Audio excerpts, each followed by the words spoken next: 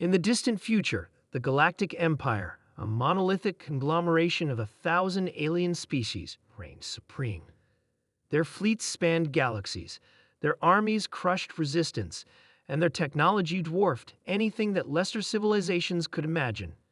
To them, humanity was nothing more than an upstart species on the fringes of the known universe, barely worth a passing glance. But humanity had a reputation, one that whispered through the shadowed corridors of alien embassies and the cold void of deep space. They were resourceful, unpredictable, and above all, defiant. When the Empire's scouts first arrived in the Sol system, they dismissed Earth as unremarkable. The humans, however, did not greet them with open arms. Instead, a simple message was broadcasted across all frequencies, delivered in a calm, resolute voice. "This is Earth. We are aware of your presence. If you intend harm, understand this. We are ready for you." The message, both cryptic and audacious, was met with laughter in the imperial court. The Empress, a towering, crystalline being named Viraxia, found the defiance amusing. "Ready for us?" she mused, her voice reverberating like shattered glass. "Let us see how ready they are." A fleet of imperial dreadnoughts, each the size of a small moon, was dispatched to Earth. It was a show of force, a demonstration to crush any delusions of resistance. Commanding the fleet was Admiral Kreltan, a veteran of countless conquests. He expected this campaign to be no different. As the fleet entered the outer edges of the Sol system, their sensors began picking up strange anomalies. Probes sent toward Earth were systematically disabled. Communications were jammed, and yet the humans made no attempt to hide. Instead, they broadcasted another message. "Turn back now. This is your only warning." Kreltan sneered. Warnings from primitives? He ordered the fleet to advance. The first sign that something was wrong came near Jupiter. One of the Empire's destroyers, bristling with weapons and shields, vanished without a trace. Its last transmission spoke of an unidentified energy surge. Minutes later, another ship disappeared, then another. Panic rippled through the fleet. Kreltan barked orders, demanding explanations. "Admiral," one of his officers stammered, "their technology, it's unlike anything we've encountered before." On Earth, humanity watched and waited. Decades of preparation had culminated in this moment. The United Terran Defense Command had long anticipated the day when an alien force would come. In secret, they had developed technologies that defied conventional understanding: quantum weaponry, gravity disruptors, and stealth systems capable of rendering entire fleets invisible. Humanity's greatest weapon, however, was its ingenuity. The attack on the Empire's fleet was not brute force, but a calculated strategy.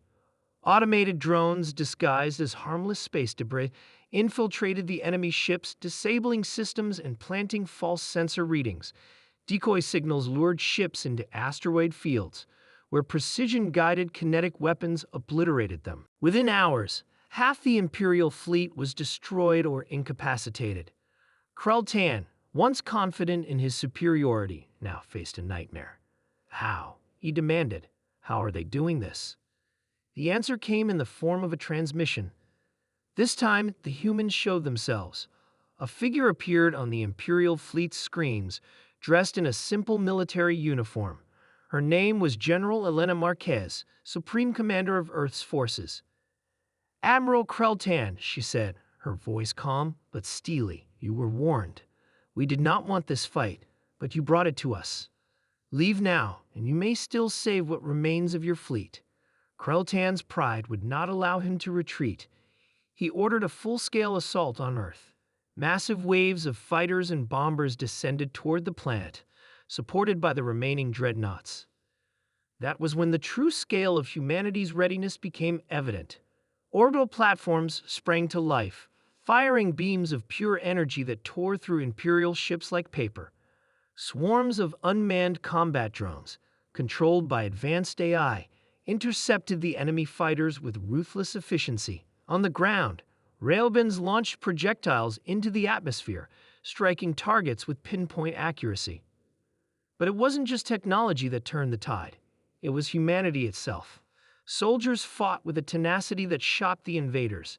Civilians, far from cowering in fear, coordinated efforts to support the defense, using every resource available. Hackers disabled Imperial communications, while engineers repaired and rearmed defenses in real time.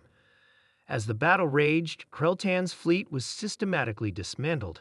His flagship, the Glory of Varaxia, was crippled by a direct hit to its engines. Desperate, he opened a channel to Earth. "Humans," he growled, "you have proven formidable, but this will not end here. The Empress will send more fleets, more armies. You cannot hope to stand against the full might of the Empire." General Marquez's response was immediate. "Admiral, you misunderstand us. We are not simply defending ourselves. We are sending a message." She leaned closer, her gaze unflinching. "Tell your Empress, we are ready for her, too."